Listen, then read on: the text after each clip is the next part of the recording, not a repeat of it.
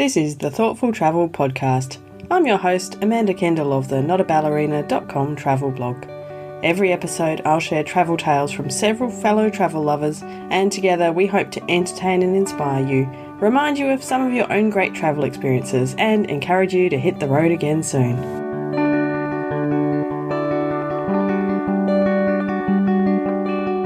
Hello and welcome to episode 276 of the Thoughtful Travel Podcast. This one's all about walking the Cape to Cape track in Western Australia. I'll be chatting with my friend and fellow walker, Catherine Marshall. Before we get started, just let me acknowledge the Whadjuk people of the Noongar Nation, where I'm living and recording this podcast, but this time also the Wadandi people, whose country I'm just back from visiting. I have had a super exciting time finally getting to do a trip I've been wanting to do, talking about for a couple of years, walking the Cape to Cape track here in Western Australia with my dear friend, travel writer Catherine Marshall, who's based in Sydney. So walking this track was an idea we dreamt up early in pandemic times, I think over many Friday nights of Zoom drinks.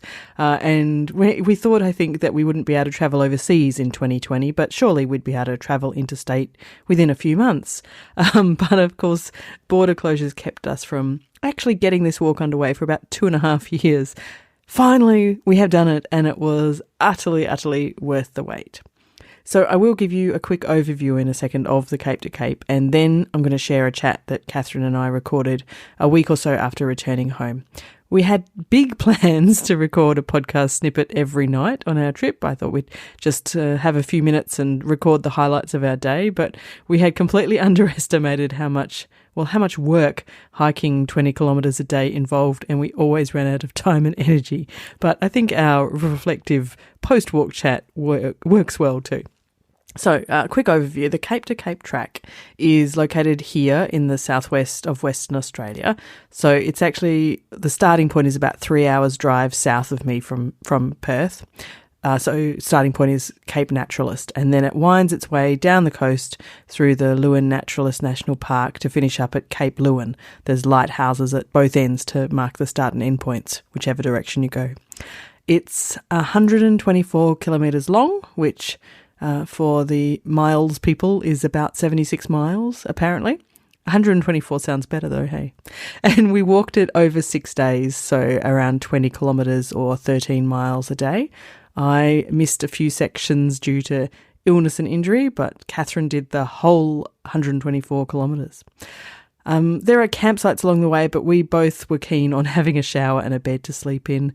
And we also chose a self-guided but supported tour option using a locally based operator I'd encountered a few times through work, through training, running courses and stuff.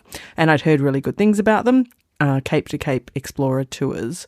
And I should mention that although we're both media people, we opted to self-fund this trip. So there's no bias in this, in our thoughts at all. It's exactly what we think. So anyway, Cape to Cape Explorer Tours organised our accommodation, catering, logistics and transport. So it was a really nice way to do it. We stayed in the same place all week at Margaret's Beach Resort in Narrabeen. It's on the coast close to Margaret River. And they gave us all of the track info we needed and an EPIRB in case we got into danger. And they either drove us to the spot on the track we needed to start each day or picked us up at the end and we drove to the other side of it in our own car and so on. So it was a really good system. The best part was they provided us with all of the food we needed, a big box of breakfast goodies for the week, and then daily they gave us amazing morning teas and lunches to carry on the track. And then we'd get home to the resort and have our dinner usually on the doorstep, having just been dropped off, ready to heat up. And every part of this catering was just, it was fresh, it was delicious, and it was varied. It absolutely actually blew my mind. So anyway, after a week or so back at our desks, me here in Perth and Catherine back in Sydney, which was quite a traumatic wrench after a full week outside, we both found, we did catch up for some reminiscing about the highlights of our Cape to Cape walk, and here's that chat. I'm sure since you returned from our Cape to Cape walk that people have been asking you the same question that I've been asked dozens of times. Just that, how was your hike? So what's your answer been? How was your hike? It's a difficult question to answer. It's not easily answered because the hike was many, many things. In a word, exhilarating, but add to that challenging, terrifying, rewarding, surprising. And, ultimately it was an incredible experience that I would highly recommend to others and that I'm very pleased to have done. Well, that sounds What good about overall. you? How would you describe the hike? I agree. It depends who asks me, but my quick answer has just been the very straightforward. It was amazing. It was very scenic and so beautiful. It was brilliant to be away from work and the city for a week. And that's my kind of short answer. But my longer answer is, like you said, challenging, much harder than I'd expected, and pleasing to know that I could walk 20 Ks in a day and still be able to move the next day. You might remember my physio said to me, if you can't walk by the next week still, then come and see me. And so she kind of put the fear of God into me. But so, yeah, I thought, okay, that's nice to know. If I need to walk 20 Ks in a day, I can do it. I also knew how beautiful our southwest coast was. I've been there many times. I'm always in awe of it, but it's so much different to see so much of it and at such close quarters for so long. And it's just absolutely a gorgeous, incredibly scenic part of the world. And of course, we were in sections where you can really only get to if you walk for a long way. And that's a completely different viewpoint. So, yeah. And of course, the wildflowers that were coming out as we were doing the walk were particularly beautiful. It was quite a joy to be able to walk through that landscape and kind of explore it at quite an intimate level and in minute detail. Yeah, I kind of expected it to be more like, when you go on a long train journey or something and things start to be familiar and repetitive, not in a bad way, but, you start to have seen everything. But I never felt... It never felt repetitive, even though we would see the sea every day and look, here's the amazing ocean. But it still, every day felt different and new and incredible. So, and fresh. Yeah. Yes, there was an incredible diversity of landscapes and terrains that we walked through. And so when I look back at my photograph, I do see a lot of similarities in them. But while we were actually walking through them, it felt as though we were being led in a different direction every day. And as you say, that only constant was the ocean, which we made sure to keep on our right-hand side, as we were advised to do at the outset of our walk.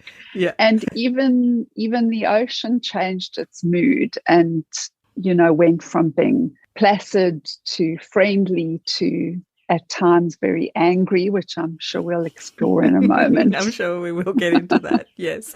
But yes, I was thinking that, that even the sky and the ocean were changing constantly. It was a great time of year to do it, I think, with the variety of weather, because that made everything look different as well. But I do notice as I'm putting photos on Instagram, there's a lot of ocean on the right, and I keep trying to find pictures where the ocean looks a bit different. But exactly, we're just following the advice, and you do keep the ocean on your right that whole walk. So yeah, it is important to look back, and I've also noticed going through my own photographs that I've done this quite a bit. Looked back, especially when you can see the pathway quite clearly from whence you've come. But it's quite strange because I feel compelled to post images of the journey forward. Isn't that strange?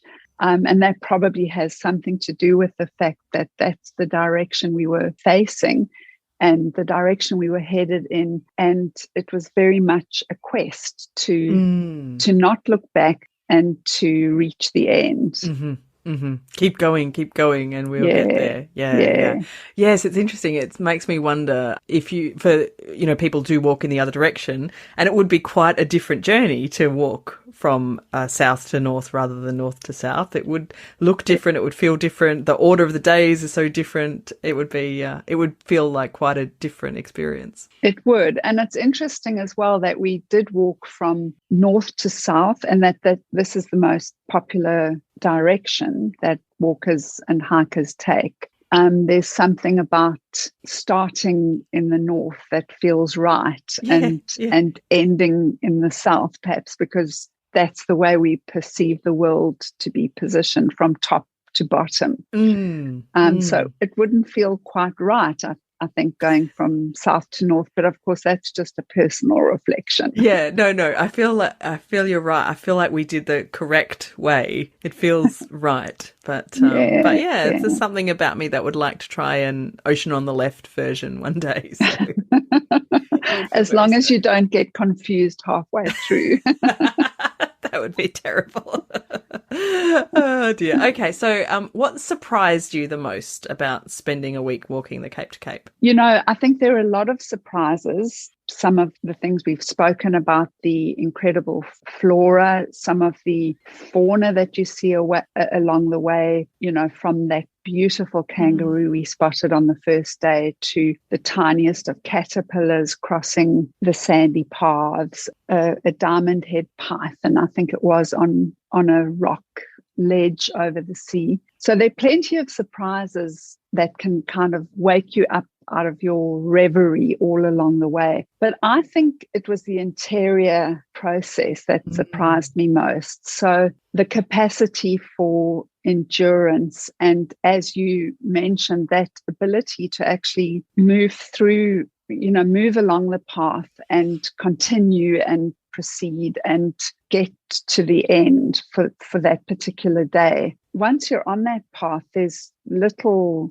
hope of getting off it, unless you've reached the exit of that particular section. And of course, in cases of emergency, we should mention you can actually hightail out of there, but you really are forced to endure. And to me, this was a great revelation, because I have done hiking before, and I walk a lot, and I'm not an avid hiker. And I've never done a multi-day walk of that intensity. And so the biggest surprise, I suppose I could say, is the fact that I completed it, although I had intended to do so. But I think given the challenges along the way, I'm pleased that I was able to sort of put my body to the test, I suppose, and travel in a different way.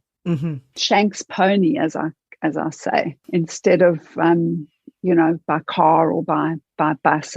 It's quite a different way of doing things. Was there anything else that surprised you? I suppose the joy that you can get from actually removing yourself from your everyday existence, removing yourself from devices and interruptions, and the joy that comes from not really being anywhere in particular, because you are somewhere. Of course, you're in the Margaret River region and you're on the Cape to Cape Trail, but you're not in an area that would, grab your attention the way a museum might, or a gallery or a restaurant.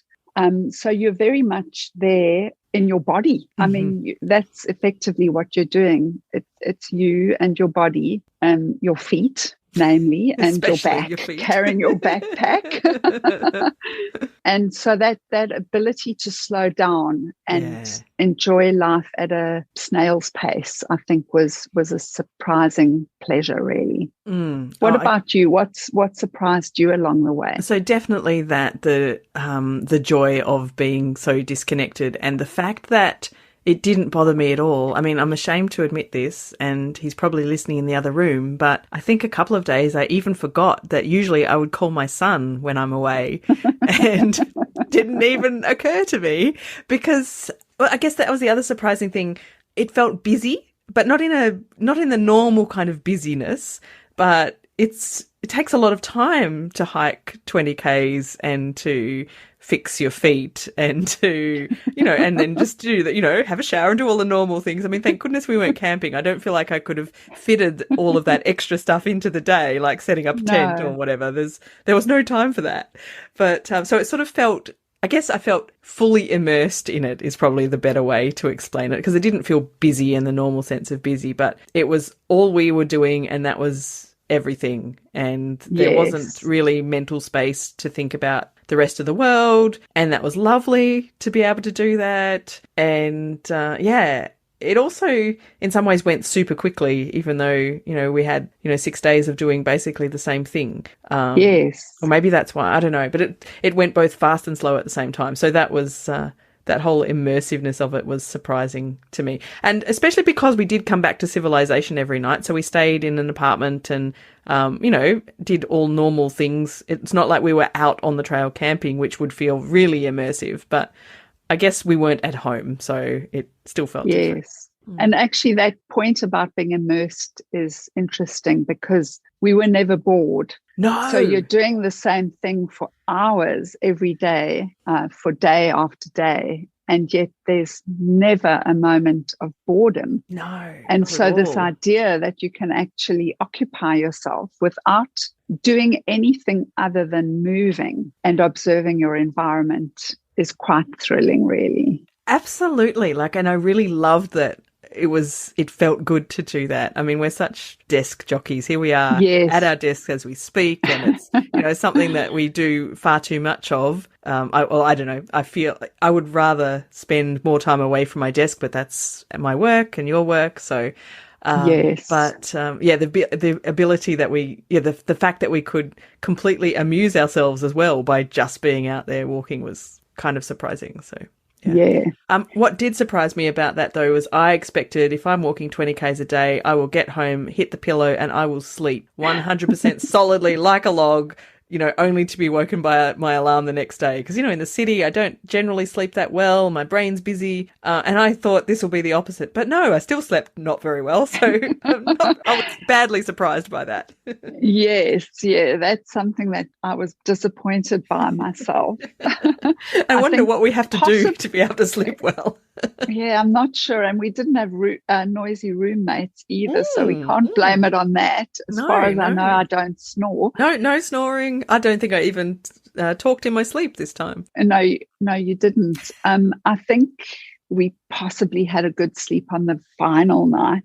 Maybe. I can't remember. When we completed the final leg, I think I don't recall having a disrupted night's sleep then. So perhaps our minds were working too much over the week. Perhaps our brains are just not the kinds that ever shut off. So yeah. Okay. They were doing the work at night that they would ordinarily do during the day. Maybe, that's right. They felt disused, and so they needed to do a bit more. Oh dear. Okay. So what was the funniest moment you remember? At least a funny moment that's, safe to share with a few thousand listeners. Okay. Well, I'm pretty sure you know this, and I think it's one of your funniest moments. We had come to a beach and we had to cross a stream, a kind of lagoon that was flowing down to the ocean. And we were a bit annoyed about this because it meant having to take off our boots and our socks and then wading through and putting them back on again, making sure there were no grains of sand in our socks. And a fellow that we'd met along the trail, he was ahead of us, and so I remember us tracking his footsteps. Where did Carl cross? We'll copy him. We know that he would have chosen the shallowest or the safest spot to cross. And actually, I should mention to the listeners that he did sometimes leave little marks, little arrows, to guide us in some of the less easily navigable parts of the path. Especially after he'd seen us on that day up in the sand dunes, and he'd taken a picture of two people far away, hoping that it wasn't his friends because we were on the wrong track. And lo and behold, that was us. So that was us. Oops. So yes, he was very helpful. So we followed his footprints. And of course, the first funny moment came when you, Amanda, said, "Oh, he couldn't have crossed here because there's a bare foot on the opposite bank." And I pointed out that he would have had to have taken off his boots in order to cross. My brain could only do the walking. It couldn't do the thinking at the same time. I'd forgotten I'd said that. It's very fair enough. It's the kind of comment I would have made at some other time. But anyway, dear. so we figured that out and we crossed and we walked along the side of the stream, and it petered out at some point and there was a bit of a sandbank. And so we sat down there to sort ourselves out, get our feet dried, get all the sand off our toes, get our shoes, socks and shoes back on. And just after we'd completed this mission, you, Amanda, were still sitting on the sandbank. I stood up, I took a lovely selfie. And as I turned around, a huge surge of water came down the stream,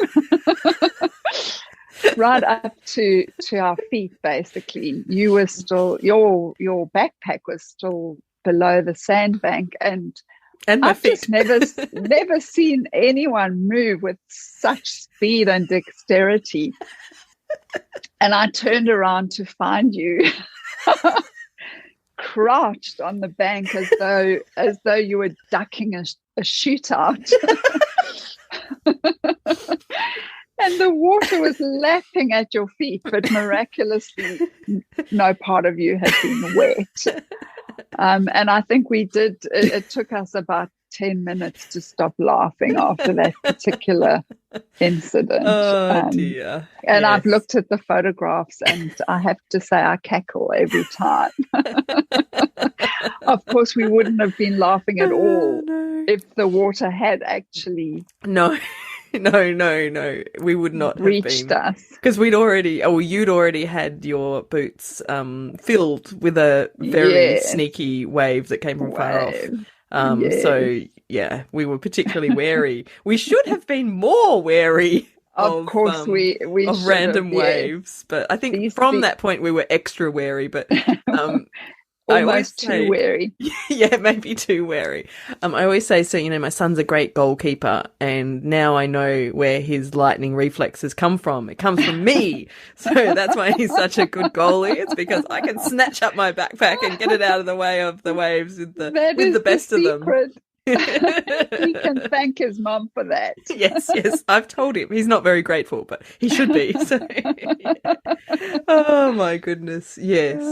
What was your funniest moment? Well, that was one of them, and I suspected you might mention that, so I thought of some others. But a very sweet, funny moment was at the end. So, obviously reaching the lighthouse at Cape Leeuwin was, a very exciting moment. I was still actually concerned as we walked up because, as you know, I'd bumped into this woman who was completing it for the second time, and I'd said to her on the beach, "Oh, you're nearly there." And she said, "Oh, no. Last time I did it, as I was walking up the bitumen to the lighthouse, I put my foot in a pothole, I fell over and broke my wrist." I was like, "Oh." So I was like, still a bit cautious. But That's terrible. I know, poor woman. But you were kind of delirious with excitement at having reached the end. And understandably so. So, full disclosure, I missed a few parts of it, and so Catherine had done the fully full part with quite painful feet and toes, and so there you were actually at the end. But then we realised that the lighthouse was being renovated and there was scaffolding all around the bottom of it, which was, didn't match with our idea of going up to, hug and kiss this lighthouse that we had finally reached.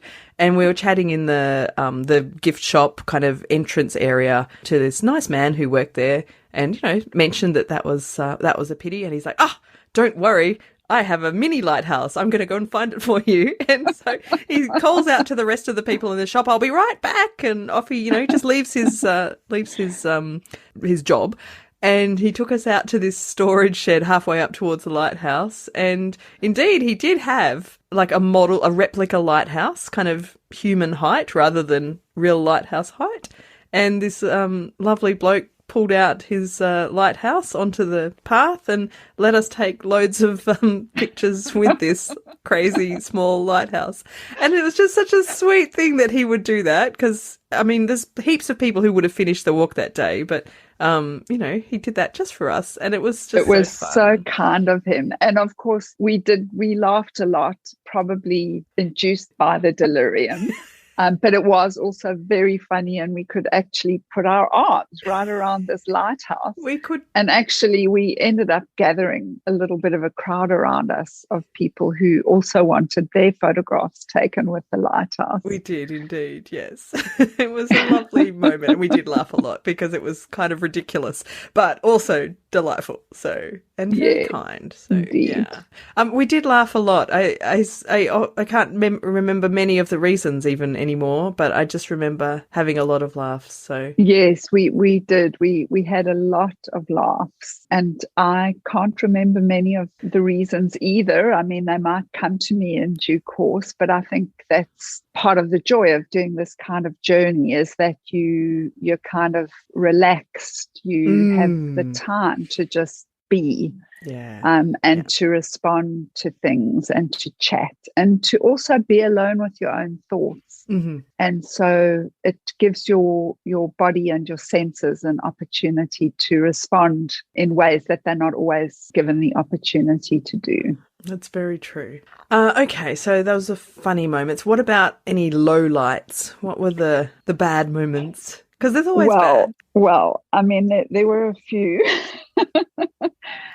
Probably the lowest low light for me was the one that you have already referenced, and that was the wave that filled my boot. I had just done a river crossing or a creek crossing on the second morning.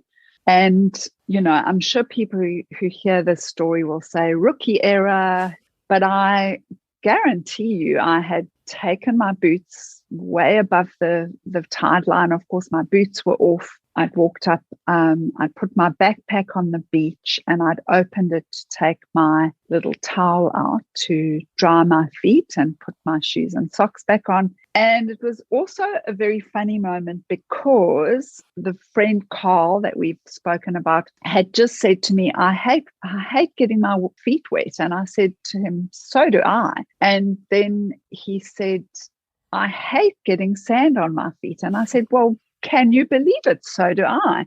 And as I finished saying that, a freak wave came from what felt like miles away. I was actually sitting on the beach with my open backpack and my boots next to me, and this wave just came out of nowhere. And we did laugh about it afterwards, of course, and say, well, the wave was angry with us because we had just been bad-mouthing it, and the beach was angry with us.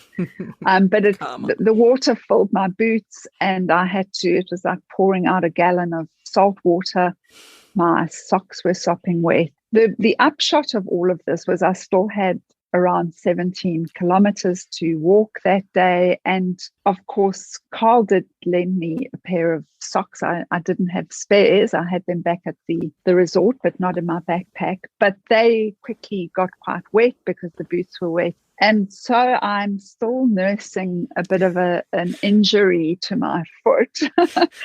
It probably precipitated a couple of blisters, which were kind of manageable, but really I ended up with quite a nasty toenail injury, which resulted in a late night dash, thanks to you, Amanda, to the emergency department of the local hospital, where I was very kindly cared for and was able to then go back onto the track. It should be noted that the doctor did mention how impressive your injuries were and bring in some colleagues. So you had done a really good job of messing up that toe. So yeah, thanks I felt to that quite friendly wave. Proud in that moment when she asked if I would mind terribly if she called in some people to have a look.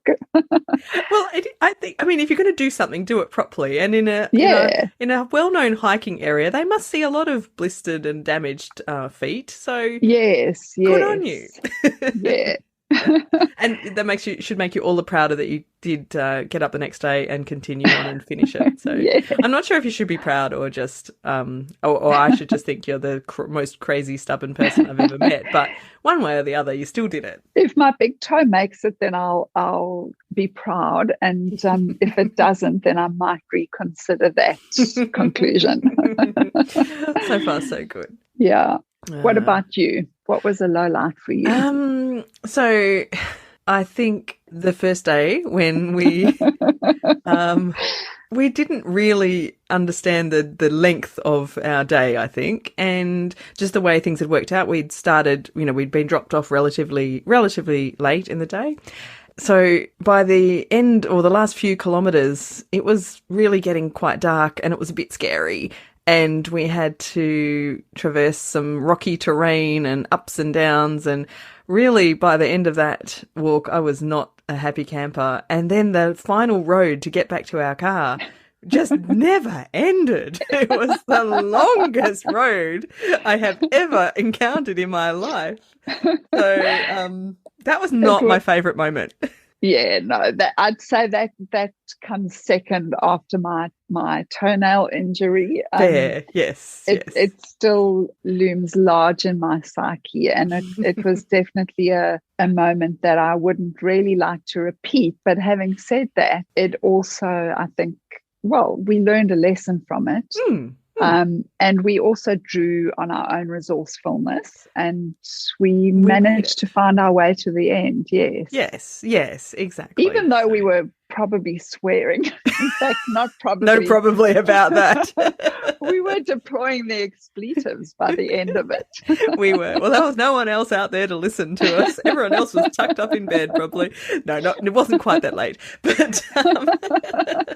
But yes, we were in the middle of nowhere swearing our heads off. But we were in it together. So, that's it's a lovely bonding experience, I suppose. Yes. So trying to see the positives. So yes. Other than that, I was a little bit annoyed at where my feet chose to form blisters, because it wasn't in a standard place, and I felt like there was nothing I could do about it, and that was really annoying. And that's we did do some training before our hike, not as much as either of us wanted to, because so much work and stuff on. But I still think you probably can't train those blisters away or train your feet, unless you really literally, do 20 Ks for a couple of days in a row. They don't come up on the first day. It takes time, and so it is what it is. And we did also religiously take care of our feet and apply all the correct medications and preventive applications. We know a lot more about this stuff now, yes. Oh, we do. We've done our research. We went down a lot of rabbit holes each night when we were back in our room. Yes, exactly. There's a lot of conflicting advice out there about how to treat blisters. That's what's one of the things we learned. Google is almost not your friend, because everyone has a different opinion. Sometimes dealing with the blisters felt every bit as exhausting as actually walking the trail. Mm-hmm. And I have to say, you did have a particularly bad blister on a very inconvenient spot on on the sole of your foot. Yes, and that really made walking very difficult for you. But the thing is that it is surprising how much you can, it's a bit like childbirth, isn't it? You can put up with the pain because it's not forever, like the child will be born, or you will stop walking eventually. So yes, but yes, it's not ideal. Yeah, it's funny. We know we've got a whole new suite of knowledge, haven't we? So.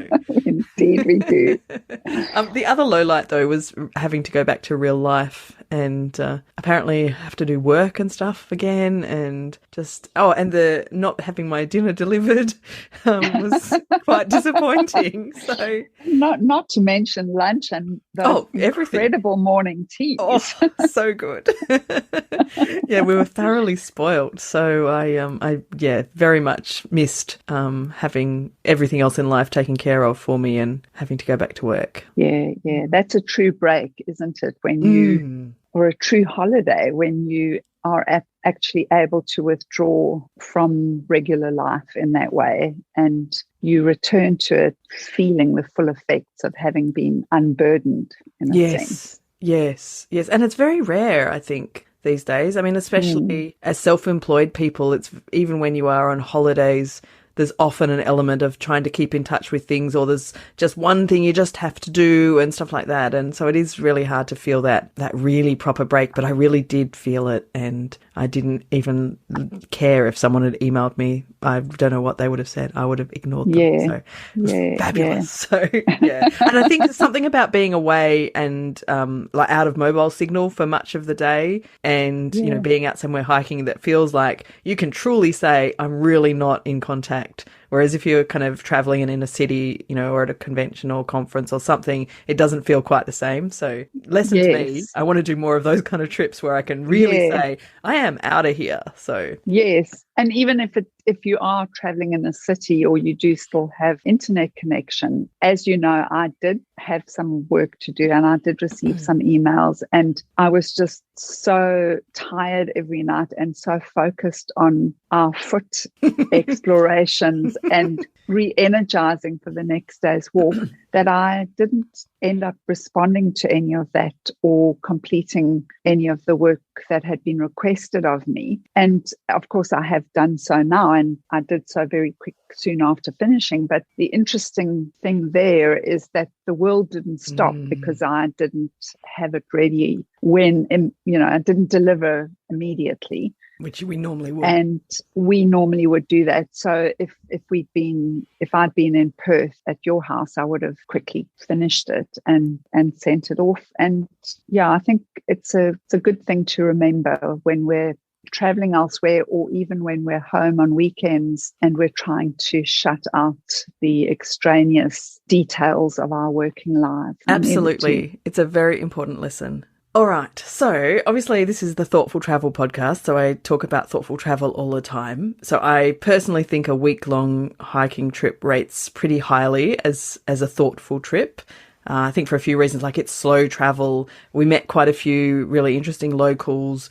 We were immersed in nature. We obviously travelled very sustainably, and we've both been reflective during the trip and after, so it kind of fits a lot of my thoughtful travel boxes. I mean, I've taken lots of ideas already, but what do you think? How were we most thoughtful? Well, I'll just firstly second everything that you've said. So I think that low impact, local. It wasn't quite as local for me because I was traveling from Sydney, but we were holidaying in Australia. That immersion in landscape and the fact that it's a journey that takes very little from the environment. So you're moving through the environment, but you're not really taking from the environment. You're not utilizing its resources, or, you know, you stay in one place each night. The company that we were traveling with has great eco-credentials, so there was no single-use plastic or anything like that. Everything was very carefully thought out. So there were all of those elements. But I have to say, I think the most thoughtful part of this journey for me was, once again, the interior voyage, because you're moving through space and time, but you're also moving into yourself.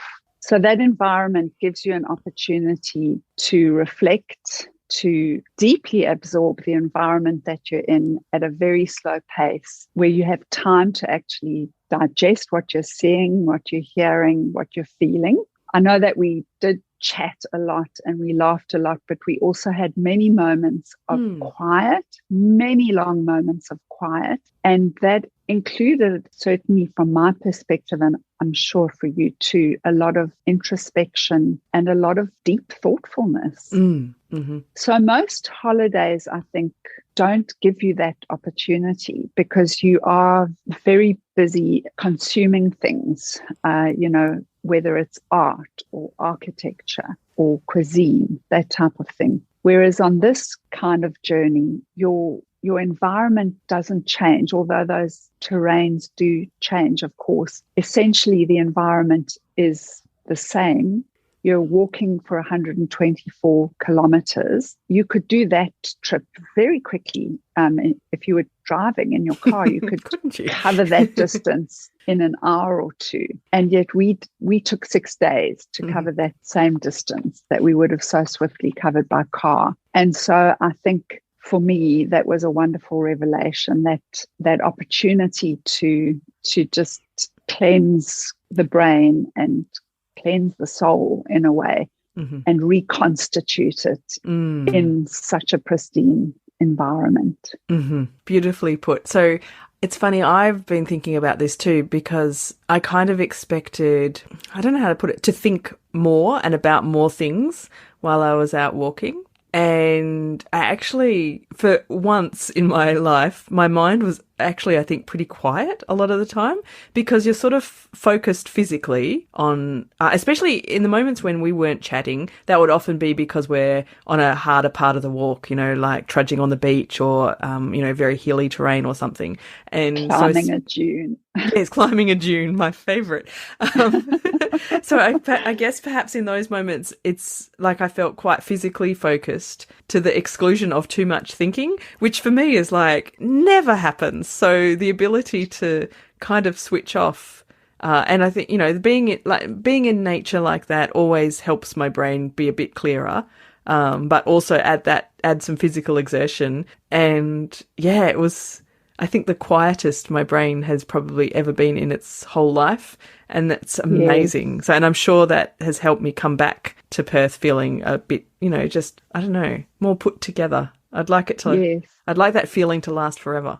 Well, I think that's interesting because you and I have spoken about the difficulty with meditation before. And really, this was a walking meditation of sorts. Mm-hmm. So true. So even if you're not thinking of anything, your consciousness is still being expanded. Mm-hmm. Yeah, it's interesting, isn't it? Perhaps that's the answer to how do I meditate? Well, you get out and walk. Go on a long walk. But, you know, like it's not, well, maybe I have to simulate it better. Like the training walks I did before we went, I always had a limited time. You know, I had to be back for a meeting, or I had to be back to pick up my son or whatever. Even if I had 3 hours, I still had a time limit. And I felt compelled to walk as much as I could because I wanted to get training walking in, so I wouldn't like stop and observe a beautiful spot or things like that. And so it didn't feel the same at all. But perhaps I've been, you know, trying to think, how can I recreate that better? And maybe it's as simple as, you know, really actually putting aside a day a month on a weekend and going on a really long walk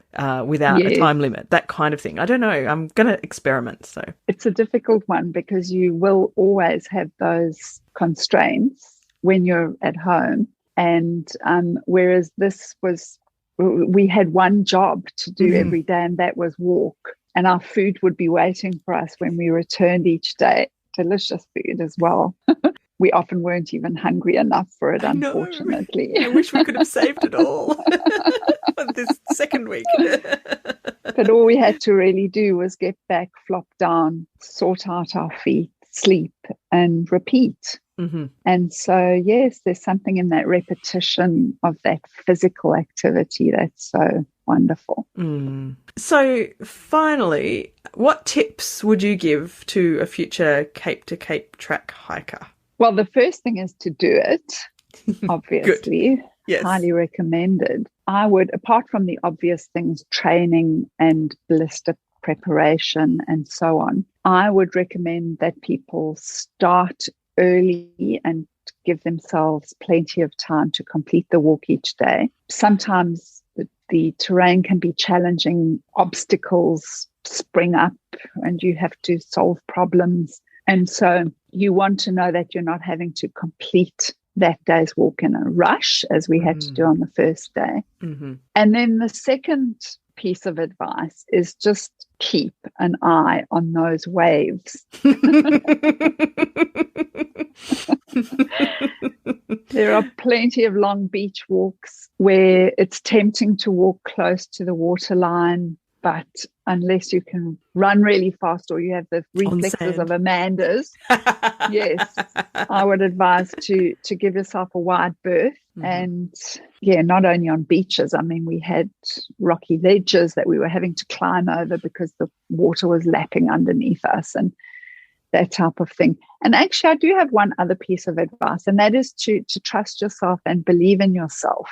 I think too often people who are not accomplished hikers like you and I, if you don't mind me saying, Amanda, no, absolutely, are scared off from doing big walks like this.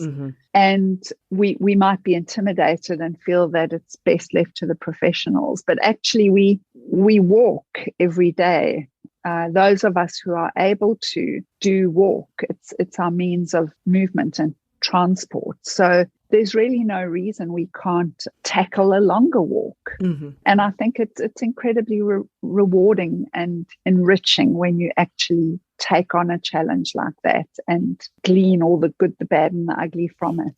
Yeah, I completely agree. So obviously we were not experienced hikers, but we both like to walk. And I think anyone who likes to walk, you can do such a, something more challenging like this. But I think it's also okay. We didn't do the hardcore camp out in the middle of, fully take ourselves the whole way.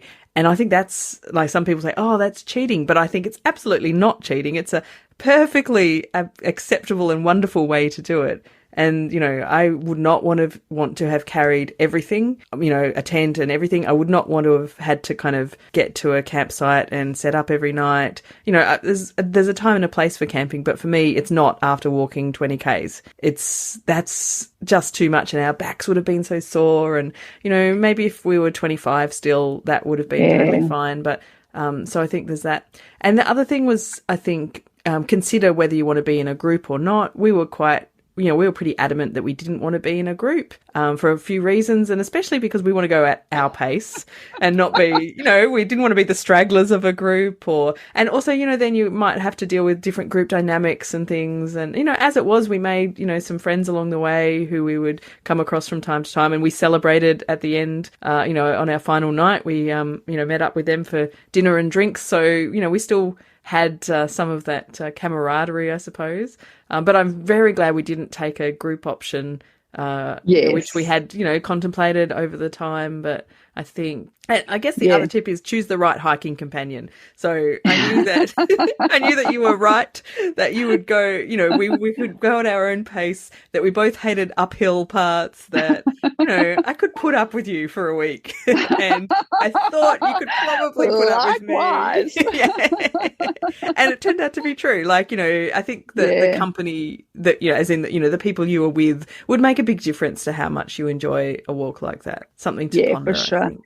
And I think for people who are hiking alone, single travelers, solo travelers might want to go with a group. But even if you are a solo traveler and you're on the trail yourself, you're bound to come across other people doing the walk. And as you say, there is a tremendous camaraderie among those out there. So there's always someone looking out for you. Yeah. That was actually one of the most joyful parts of the walk, which I'm surprised I didn't mention it, but just connecting with other people and knowing that people are there when the going gets tough.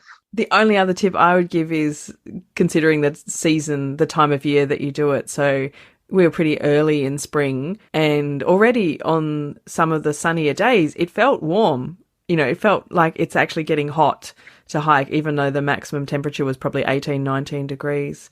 And I think that in the middle of summer, you would have to carry a really huge weight of water to get through those days without ending up dehydrated. And of course, I know Catherine and I told you about a guy I met at working at an outdoor shop who'd just done it in the middle of winter, and it rained every day, and trudging along the beach with, driving rain and this horrid wind didn't sound very fun at all. And he said, no, I just put my head down and kept going. So, you're kind of missing out on a lot of the joy, I think. So getting the season right, and I think erring on the side of cooler spring rather than, and definitely not summer. But I second that for sure. So we're going on another walk again soon? Hopefully, where to? Well, I've been looking up the walks in Japan, and I know you said, when I mentioned this to you, you said, I was doing that today too. And I was like, oh my goodness, they're such short walks every day. Yes. But it's probably lovely because you can combine a bit of walking with a bit of eating and an onsen and, I don't know, a temple visit or something. It sounds amazing. So we could have done with an onsen or two on our Cape to Cape walk. Yes. But I think that's one of the great things about completing a trip like this, is that you actually feel empowered to then go out and do something similar, or to even expand your boundaries a bit. Yes, indeed. Well, that's great. Thanks for joining me to chat about our trip. It was very memorable in lots of ways, and I'm very, very glad we did it. Yes, so am I, Amanda. Thanks. It's been lovely chatting. So that's a pretty good summary, I think, of how we felt about this very thoughtful trip. I'm also putting together an episode with chats with some of the amazing guides we met down there each day. They were just the most interesting and devoted people, and also slightly crazy, like they had run the track or they walked it barefoot. All sorts of craziness. So there'll be another more info on the Cape to Cape soon. But in the meantime, thank you very much for listening to episode 276. Big thank you to Catherine, not just for this chat, but for being the very best track friend a girl could ask for, I think. I can't wait for our next adventure. I've got a few links to share, so if you want more information in general about the Cape to Cape track, there is a Friends of the Track website, and you can find that at capetocapetrack.com.au. If you want to know more about Cape to Cape Explorer tours, who we used, capetocapetours.com.au. And if you want to see some pictures, Catherine and I have both been sharing lots and lots of snapshots from our very, very scenic walk on Instagram. So you can find Catherine's Instagram at Zizzy Ballord, ZIZZYBALLORD, or my Instagram at Amanda Kendall. And I'll put the links in the show notes to both of those, or to all of these. The show notes will be at notaballerina.com/276. Of course, also don't forget to join our Facebook group for Thoughtful Travellers or our LinkedIn group for Thoughtful Travellers. The links for both of those are in the show notes, or just search for Thoughtful Travellers in Facebook or LinkedIn. Thanks so much for listening. This has been another episode of the Thoughtful Travel Podcast. Show notes and other information are at notaballerina.com/podcast. Join me again soon for another chat about why we travel.